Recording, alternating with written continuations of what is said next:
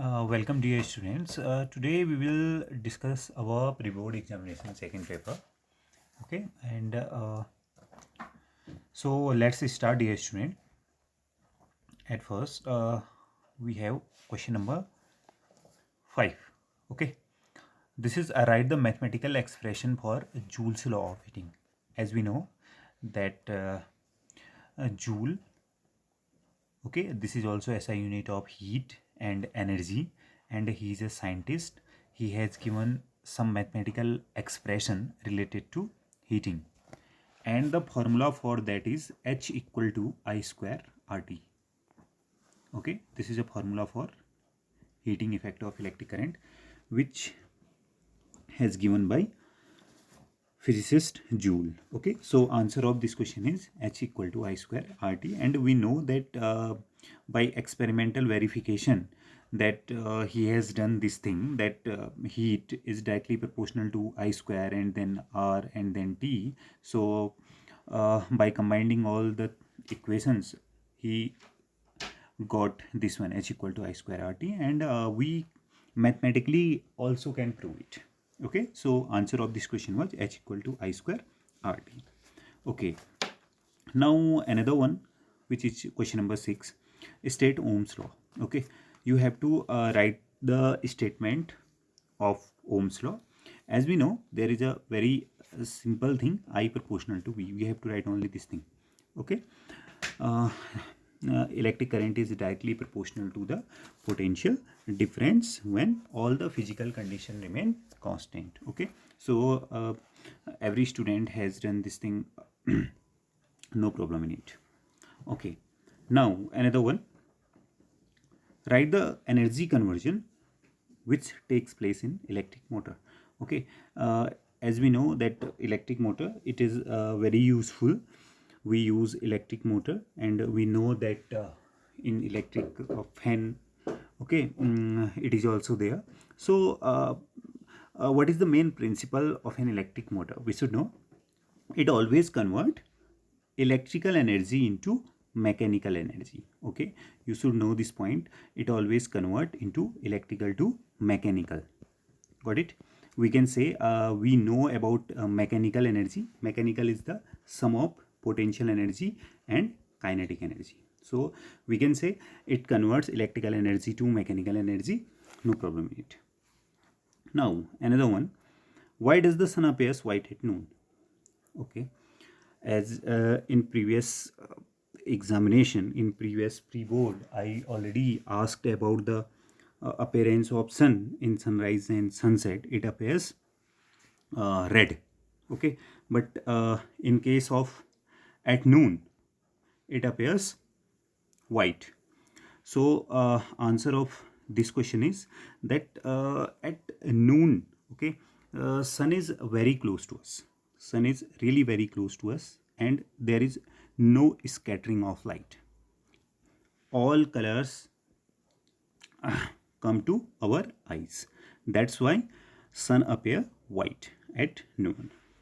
Okay, now another one, name the part of lens through which a ray of light passes without suffering any deviation. Okay, we know we have two type of lens, convex and concave, but no mention here what type of lens, concave or convex. But we know that there is a one point in concave and convex. When a ray of light passes from that point, okay, it passes without suffering any deviation. Suppose this is a convex lens. We know this is a optical center. When we introduce light from here, then without deviation it moves. In concave lens also, okay, this is a principal axis. Suppose this is a optical center. Okay, when light moves from optical center, it passes from optical center without deviation. Okay, so this is the answer of this one. Now what is the radius of curvature of a plane mirror? Okay, so we know about plane mirror. This is a plane mirror. Okay, we can say this is a spherical mirror of infinite radius of curvature. Okay, of infinite radius. So we can say the radius of curvature of a plane mirror is infinite. Okay, or infinity, whatever. Now next thing, what are alloys commonly used in electrical heating device? Or okay, why are alloys commonly used in electrical heating device? Because as we know that I think you know about alloy. Okay, these are alloys are the mixture of the metals and non-metals, like chromium, okay, uh, like tungsten, we can say. So these are alloy.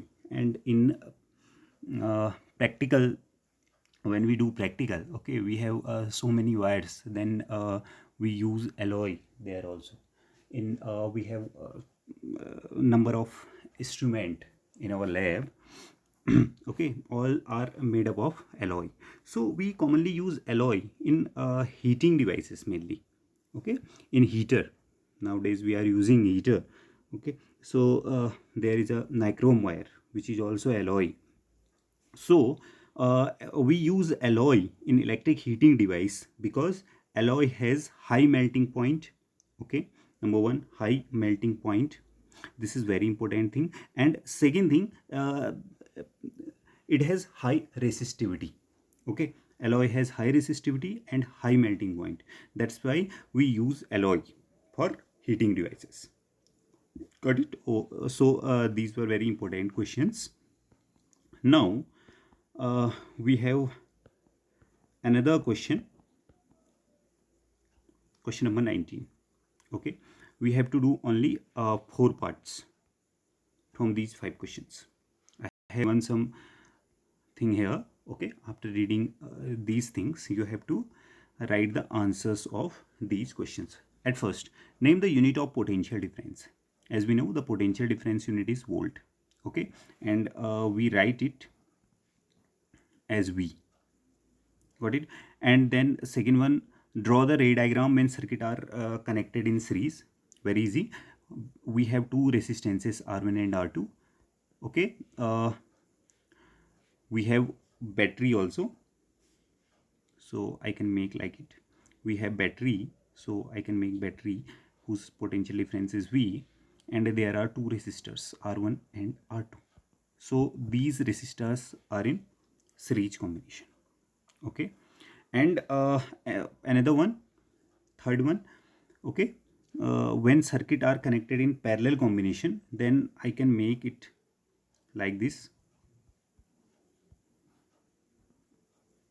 one and this one. Okay, this is R1, this is R2, so this is a V, so this is a parallel combination. Okay, we have to draw only these two things in these questions. And in which case B or C the current is more. Okay, B or C, that is means to say second and third.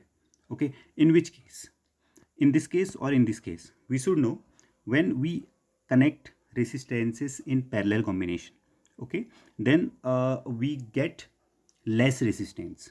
We get less resistance because in parallel combination, we find the equivalent resistance by this formula. Okay, so in the, when the combination is parallel, we get less resistance. It means that there will be more current. As we know, I is inversely proportional to R. Okay, if R is less, then I will more. So we can say in parallel combination current is more. Now another one, name the device measure the potential difference. Okay, so we know about this thing, that is voltmeter. Okay, I have written here also voltmeter and ammeter. This is ammeter, which is which measure an electric current, and a voltmeter which measure potential difference. Got it? So it was the 19th question. Now move to 10th question. This one. When a beam of white light falls on a glass prism, the color of light which will deviate least is. As we know, this is a prism. White light is passing from here. We know there is a dispersion of light. Okay, it deviates into 7 colors, and the 7 colors are pure like this. Okay, so maximum deviation for violet and minimum deviation for red, you should know this one. Okay, so according to this we can give answer of each questions. Okay, now read again. When a beam of white light passes on a glass prism, the color of light which will deviate least. Least means red. It means red. Okay. The star appears shifted from their actual position due to the phenomena of, we already explained it, due to the refraction of light. Blue color of the sky is due to the phenomena of, just because of scattering of light. Okay, because maximum blue color is scattered due to the atmospheric particles. That's why we observe sky as a blue color. Okay, and the one, this one. Okay, which is correct? This one, this one, this one, or this one? Okay, this is wrong, this is wrong in this case and in this case. Okay, violet here and red here. We know violet is maximum deviated color, Vibgyor. Okay, so option A is right. Now in this one, when white light enters a glass prism from air, the angle of deviation is maximum for, okay, same thing we can say, maximum deviation for violet color. These are the answers of these questions. Go through these questions today, dear students. Okay, then after that, after it I will provide section B, C and D. Okay, thank you.